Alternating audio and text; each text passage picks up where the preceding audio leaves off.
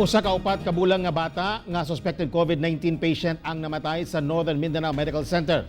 Atong saron ang dugang detalye sa live report ni Cyril Chavez. Cyril. Yes, Tek, ang mong baby na exposed sa pinakaulahing confirmed COVID-19 patient din sa Region 10. Samtang duha ka mga CDRRMD personnel nga duna say high-risk exposure sa mong pasyente ang nakasinati na og simptomas sa COVID-19.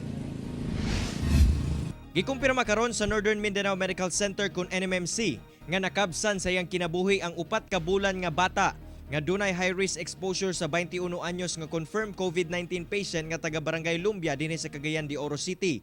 Kinihuman, nag-uban sa surgical ICU ang duha sa maong ospital.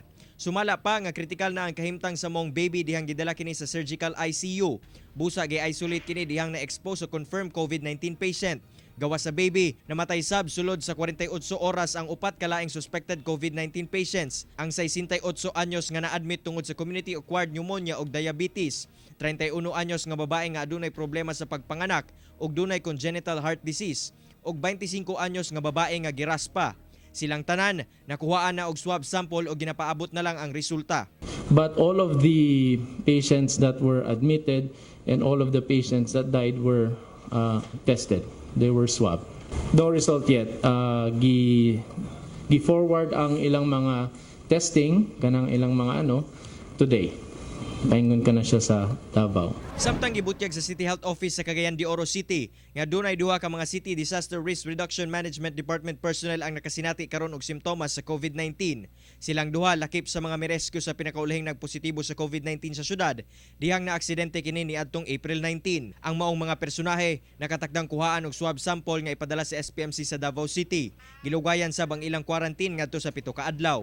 Gikalipay sab sa LGU sa Cagayan de Oro nga nakaandam na ang 8 ka City Isolation Units nga andam o akomodar sa 515 ka mga suspected COVID-19 patients sa syudad.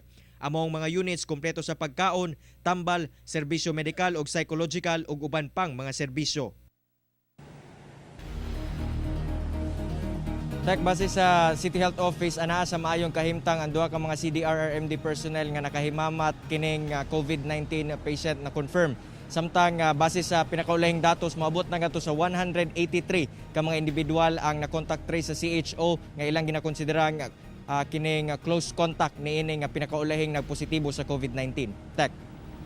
Daghang salamat, Cyril Chavez.